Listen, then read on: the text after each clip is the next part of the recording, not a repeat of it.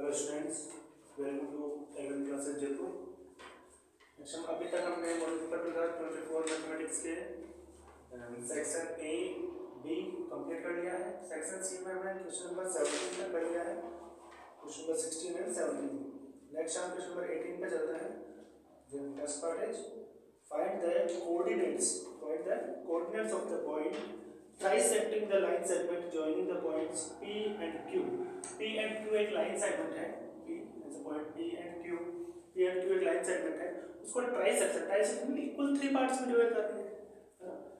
Equal 3 parts में ट्राइसेक्टिंग का मतलब क्या होता है? इक्वल 3 पार्ट्स में डिवाइड करनी है। ये फर्स्ट पार्ट हो गया, सेकंड पार्ट हो गया, थर्ड पार्ट हो गया। जब भी इक्वल पार्ट्स में डिवाइड करते हैं तो उसका जो रेशियो होता है M1 M2 होता है, सेक्शन जो होता है वो होता है, अगर फर्स्ट जो डिवाइड किया उसको क्या होता है? वन पार्ट यहाँ रह गया, टू पार्ट्स यहाँ है, मींस 1:2। ये हो गया अपना M1 M2। ठीक है, यहाँ पे भी अगर सेकंड वाला जो है उसको क्या है? टू पार्ट्स तो इस साइड रह गया, वन पार्ट इस साइड रहा, देन इट्स M1:M2। इसका रेशियो यहाँ पे हो जाएगा। ठीक है, तो हमने जो ट्राइसेक्टिंग पॉइंट्स हैं, दोनों इसके पॉइंट्स हैं, ट्राइसेक्शन करेगा मतलब 2 पॉइंट्स बनेंगे। 2 पॉइंट्स बनेंगे तो ए एंड बी पॉइंट लिया है। ए पॉइंट जो है उसके कोऑर्डिनेट्स को हमने एज्यूम किया है A and B, and B जो है उसके कोऑर्डिनेट्स को एज्यूम किया हमने सी एंड डी। ठीक है, देन स्टार्ट करते हैं इसको आगे। सेक्शन फॉर्मूला जो होता है वो क्या होता है? सेक्शन फॉर्मूला है विभाजन सूत्र। हिंदी के अकॉर्डिंग बोला जाए तो क्या बोलते हैं उसको? विभाजन सूत्र बोलते हैं।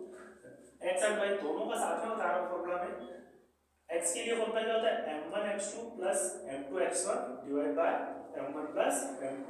सेम y के लिए सिर्फ वहां पे क्या चेंज होता है? x से y आ जाता है बस। m1 y2 plus m2 y2 upon m1 plus m2। इसके फॉर्मूला हो गया, सेक्शन फॉर्मूला हो गया। देन इसके लिए 4.a किसके लिए कर रहे हैं हम? पहले a के लिए कर रहे हैं। a के लिए कर रहे हैं तो m1 एंड m2 जो होगा, m1:m2 होगा, वो क्या होगा अपने पास? 1:2 है ना। एंड वैल्यूज होगी वो तो यही सेम रहेगी, x1 y1 x2 y2। ठीक है, एंड वैल्यूज पुट करते हैं। a equals to ab। ab इसको पॉइंट जो कोऑर्डिनेट्स थे उसको ab लिया हमने, इसमें से ab रखेंगे। यहां पे वैल्यूज पुट किया हमने m1h 1 x2h 4 प्लस m2 क्या है 2 multiply bye m1 x1 -3 multiply by -3। जब भी नेगेटिव नंबर होता है उसको ब्रैकेट में लेते हैं upon m1 plus m2। Second अगर y के लिए वैल्यू पुट कर रहे हैं हम, y के लिए b पॉइंट के लिए यहाँ पे, तो m1 1 y2 क्या है 5 प्लस 2 m2 क्या है 2 m2 2 and y1 4। Then value put की सॉल्व करते हैं। 1 मल्टीप्लाई बाय 4 4 प्लस माइनस 2 3 जा 6 अपॉन 3 अपॉन ये 3 हो जाएगा। ठीक है, देन इसको आगे करते हैं। ये होगा, ऐसा ही इसको करते हैं। 5 1 जा 5 प्लस 2 4 जा 8 और 1 प्लस 2 3 हो गया। इसको सॉल्व करते हैं। प्लस माइनस क्या हो जाएगा? माइनस, तो 6 - 4 2 यानी -2 अपॉन 3 इट्स 5 + 8 13 अपॉन 3। नेक्स्ट है 4 पॉइंट बी पॉइंट के लिए क्या है? बी पॉइंट को हमने सी एंड डी एज्यूम किया।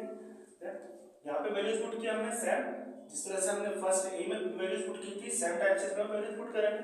फिर कैलकुलेशन करते हैं। 2 4 जा 8 प्लस माइनस 3 अपॉन 3। देन 2 + 1 क्या हो गया? 3 हो गया। देन यहाँ पे 2 × 5 10 प्लस 1 × 4 4 10 + 4 अपॉन 3 10 + 4 क्या हो गया? 14 अपॉन 3 8 - 3 अपॉन 3 क्या हो गया? 5 upon 3। That's the coordinates of point A and B और coordinates of the trisecting points of a line segment P and Q. Understand?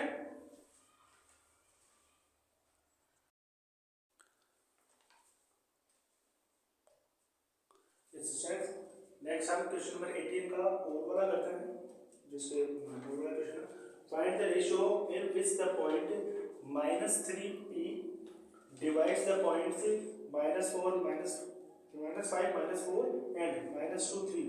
Also find the value of p। p की value find करनी है। Means ऐसा point बताना है, a और b एक line segment है, उस पर कोई पॉइंट है c, वो इसको किस रेशियो में डिवाइड करता है ये बताना है, रेशियो बताना है कुछ इसका, एंड साथ में जो p है इस p की वैल्यू बतानी है। स्टार्ट करते हैं। यहाँ पे a पॉइंट आपके पास -5 -4 एंड b है -2 3, ये x1 y1 हो गया, ये x2 y2 हो गया, ठीक है। देन सेक्शन फॉर्मूला यूज करेंगे, जब भी रेशियो फाइंड करना हो कौन सा यूज करते हैं, सेक्शन फॉर्मूला यूज करते हैं। सेक्शन फॉर्मूला क्या होता है, x एंड y दोनों के लिए लिखा m1 x2 plus m2 x1 divide by m1 plus m2। ऐसे y के लिए क्या हो जाएगा, सिर्फ x की जगह y आ जाएगा, m1 y2 plus m2 y1 upon m1 plus m2। Use करते हैं फर्स्ट x वाला यूज करते हैं, जिससे क्या आ जाएगा ना, रेशियो आ जाएगा, क्योंकि जो वैल्यू जिसकी वैल्यू गिवन है, हमें x वाली वैल्यू गिवन है, तो x वाला सेक्शन फॉर्मूला अगर लगाएंगे हम यूज करेंगे तो उससे हमारे पास क्या आ जाएगा, इसका रेशियो आ जाएगा। देन इससे यहाँ से वैल्यू पुट किया हमने x इक्वल्स टू, x तो क्या है यहाँ पे -3 आ गया। देन m1 क्या है k, तो k multiply by x2 -2 plus m2 क्या है 1 multiply by x1 -5 upon m1 plus m2 k plus 1। Then solve करते हैं, तो डिवाइड में था k प्लस 1 वो -3 से मल्टीप्लाई हो जाएगा, -3 k से मल्टीप्लाई होगा, -3 k माइनस प्लस माइनस हो गया, 3 1 से मल्टीप्लाई होगा तो 3 plus 2 -2 multiply by k -2 k plus -5। Then जो वेरिएबल्स एंड कांस्टेंट्स है उनको सेपरेट कर लेंगे, -3k प्लस 2k, -2k इधर आएगा, अगर एलएचएस में आएगा इंटरचेंज होगा तो +2k हो जाएगा, +2 -5 प्लस -3 था +3 हो जाएगा, माइनस प्लस कर जाएगा माइनस 3 -2 क्या हो जाएगा -10 equals to minus plus -2 minus से minus cancel k equals to क्या हो जाएगा 2। ये वैल्यू आ गई किसकी k की, मींस रेशियो क्या हो गया अपने पास m1 m2 2:1, क्योंकि k क्या है अपने पास 2 आ गया, तो 2:1 m1 एंड m2 की वैल्यू आ गई अपने पास। वैल्यू अपने पास सबकी है। अब सेकंड y वाला फॉर्मूला यूज करेंगे और p की वैल्यू फाइंड करेंगे। y क्या है यहाँ पे p है इक्वल्स टू m1 क्या है 2 फाइंड किया है हमने, 2 मल्टीप्लाई बाय y2 क्या है 3 plus m2 1 multiply bye y1 -4, value put की 2 + 1 m1 + m2, 2 3 जा 6 प्लस माइनस माइनस 1 4 जा 4 अपॉन 3 6 - 4 अपॉन 3 2 अपॉन 3। तो वैल्यू ऑफ p पॉइंट है, पॉइंट सी है, उसके जो ये फर्स्ट होता है एक्सिस, सेकंड जो वैल्यू होती है वो होती है कोऑर्डिनेट, तो इसका कोऑर्डिनेट में p गिवन है, तो p क्या है अपने पास 2/3। अंडरस्टैंड, कोई डाउट हो तो आप पूछ सकते हो। Next is question number 19, prove that a parallelogram circumscribing a circle is a rhombus. इसको सर्कमस्क्राइब कर रहा है, कोई सर्कल है उसके सर्कमस्क्राइब यानी उसके टच करता हुआ, उसको स्पर्श करता हुआ क्या है रोम्बस बन रहा है। क्या बन रहा है रोम्बस, तो प्रूफ करना है कि ये रोम्बस है। ये पैरेललोग्राम तो बन रहा है, क्या बोला हुआ उसमें पैरेललोग्राम बोला हुआ है, नीचे पैरेललोग्राम तो बन रहा है, बट इसको प्रूफ करना है कि ये रोम्बस है या नहीं है। ठीक है, करते हैं स्टार्ट। सबसे पहले हमने क्या किया, सेंटर को लेके एक सर्कल बनाया और उसके चारों तरफ उसके हमने टेंजेंट्स बनाए, tangents A B C and D. जो सर्कल है उस सर्कल को कहां सर्कमस्क्राइब कर रहा है, कहां पे टच कर रहा है, E F G and H पे टच कर रहा है। चलो given is a parallelogram ABCD circumscribing a circle with centre O, O centre के साथ सर्कल को सर्कमस्क्राइब कर रहे हैं। जो एबीसीडी पैरेललोग्राम है वो प्रूफ क्या करना है, एबीसीडी से रोम्बस, यानी ये पैरेललोग्राम तो है बट इसको रोम्बस प्रूव करना है कि ये रोम्बस है या नहीं। ठीक है, प्रूफ करते हैं start. A E equals to A H, A E है ए एच के इक्वल है, क्यों है, किसी भी आउटसाइड पॉइंट से अगर किसी भी आउटसाइड पॉइंट पे एक सर्कल पर टेंजेंट्स आते हैं, किसी भी आउटसाइड पॉइंट से सर्कल के ऊपर अगर टेंजेंट्स आते हैं तो वो टेंजेंट्स की जो लेंथ होती है वो इक्वल होती है। लेंथ कैसे होती है, equal. Tangents from a outside point of a circle are always equal, हमेशा कैसे होंगे वो इक्वल ही होंगे। ठीक है, सिमिलरली जैसा उसमें किया है वैसे सिमिलर क्या हो जाएगा बाकी सब के लिए हो जाएगा। B BE equals to BF and CF equals to CG and DG equals to TH। ठीक है, ऐसे ही सब में किया हमने। ठीक है, A equals to AH हो गया, BE equals to BF हो गया, CG equals to CF हो गया, DG equals to DH हो गया। इनको हम इक्वेशन नेम दिए 1 2 3 एंड 4। फ्रॉम इक्वेशन 1 2 3 एंड 4 चारों इक्वेशन से हमें क्या करते हैं, सबको ऐड कर रहे हैं, एलएचएस को एलएचएस में ऐड कर रहे हैं, आरएचएस को आरएचएस में ऐड कर रहे हैं। AE plus BE plus CG plus DG सबको ऐड किया equals to AH plus BF plus CF plus DH सबको ऐड किया। देन AE एंड BE मिलकर क्या बना रहे हैं, AB बना रहे हैं। AE and EB, AE and BE या फिर EB ये मिलकर पूरा क्या बना रहा है, AB बना रहा है। तो इन दोनों को क्या लिख दिया हमने, AB। CG and DG, CG and DG मिलकर क्या बना है, CD बना रहा है। ये तो CD लिख दिया। ऐसे ही AH और DH, AH और DH मिलकर क्या बना रहे थे, ये दोनों मिलकर क्या बना रहे थे, AD बना रहे थे। और BF एंड CF मिलकर क्या बना रहे थे, BC बना रहे थे। BF एंड CF मिलकर क्या बना रहे थे, BC बना रहे थे। अंडरस्टैंड? एंड यहाँ पे वैल्यू पुट किया हमने। ठीक है, फिर यहाँ से ध्यान से देना, AB किसके इक्वल होगी, CD के, एंड BC किसके इक्वल होगी, AD के। क्यों होगी, क्योंकि इसको पैरेललोग्राम बोला हुआ है, और पैरेललोग्राम में अपोजिट साइड्स पैरेलल भी होती है एंड इक्वल भी होती है।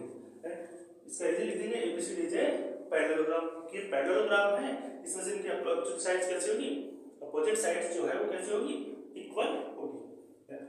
AB प्लस AB, ये AB था यहाँ पे, CD की जगह पे क्या कर सकते हैं, AB कर सकते हैं, या फिर दोनों को CD कर सकते हो, कोई प्रॉब्लम नहीं उसमें। क्वेश्चन AD प्लस BC था, AD किसके इक्वल है, BC के इक्वल, तो AD की जगह क्या करते हैं मैंने, BC प्लस BC हो गया यहाँ पे। One time AB, one time AB, two times AB हो गया, मतलब 1 + 1 2 हो जाएगा। ऐसे one time AB, one time AB कितने, 2 टाइम्स AB, 2AB। ऐसे सर यहाँ हुआ 2BC, 2 से 2 कैंसिल, AB को क्या आ गया, BC। AB BC के इक्वल है। अगर AB भी BC के इक्वल है, तो BC तो पहले से AD के इक्वल है ना, ये तो आपस में पहले से इक्वल है। तो और AB CD के भी इक्वल है, मींस ये सब आपस में भी इक्वल हो जाएंगे, सब आपस में भी इक्वल हो जाएंगे। AB = BC = CD = AD। जब सब आपस में इक्वल हो गए तो रोम्बस होता है, रोम्बस में क्या होता है, ऑल साइड्स आर इक्वल। सभी साइड्स अगर यहाँ पे इक्वल आप लोगों को पता चल रही है, इक्वल पता चल रही है, मींस इट्स एन रोम्बस। जो सर्कमस्क्राइब कर रहा है सर्कल को, पैरेललोग्राम सर्कमस्क्राइब कर रहा है, वो पैरेललोग्राम क्या है, रोम्बस है। Understand? Hence prove. Students next है क्वेश्चन नंबर 19 का और वाला करते हैं। Prove that the opposite of a quadrilateral, opposite of a quadrilateral circumscribed about a circle sides subtend angles complement on center front arms। Question ही ठीक नहीं है, ठीक है, इसमें देखते हैं। इसमें सिर्फ ये बताना है कि ये जो अपोजिट एंगल्स हैं, सर्कमस्क्राइब जो किया हुआ है, जो अपोजिट एंगल्स हैं वो मिलकर 180 डिग्री एंगल बनाए, सप्लीमेंट्री एंगल्स बनाते हैं, ठीक है, सप्लीमेंट्री एंगल्स बनाते हैं। तो ये देखते हैं, तो इसमें देखो हमने पहले एक सर्कल बनाया with centre O, with quadrilateral PQRS circumscribing a circle with center O, where PQ, QR, RS and SP touch the circle at A, B, C and D respectively। यहाँ पे देखो PQ, QR, RS and SP ये सब क्या है आपके पास, इसके sides हैं, साइड्स ऑफ क्वाड्रिलेटरल, क्वाड्रिलेटरल की साइड्स हैं जो इस सर्कल को कहाँ टच कर रही है, A, B, C and D पे टच कर रही है। सिर्फ ये लिखा है, ये गिवन है हमें। देन प्रूफ क्या करना है हमें, एंगल POQ, POQ, POQ ये वाला होगा plus SOR, SOR means opposite जो साइड्स है, अपोजिट जो एंगल्स बन रहे हैं यहाँ पे, अपोजिट एंगल्स जो बन रहे हैं उनका सम 180 होता है कि नहीं होता, ये प्रूफ करना है। ठीक है, देन सेम जैसे ये वाला और ये वाला हुआ, इनका सम 180। देन SOP ये वाला एंड ROQ दोनों का सम भी 180 होना चाहिए। अगर इनका सम 180 होगा तो इनका ऑटोमेटिक 180 हो जाएगा, ठीक है, क्योंकि एक पॉइंट जो होता है किसी भी पॉइंट पे कंप्लीट जो एंगल बनता है वो कितना होता है 360 डिग्री होता है, ठीक है।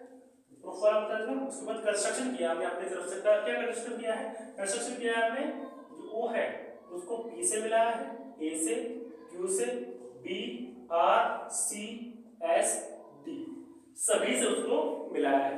देन एंगल्स के नेम दिए हैं यहाँ पे, एंगल 1 2 3 4 5 6 7 8 एंगल्स यहाँ बन रहे हैं, सबको एंगल्स का नेम दिया है।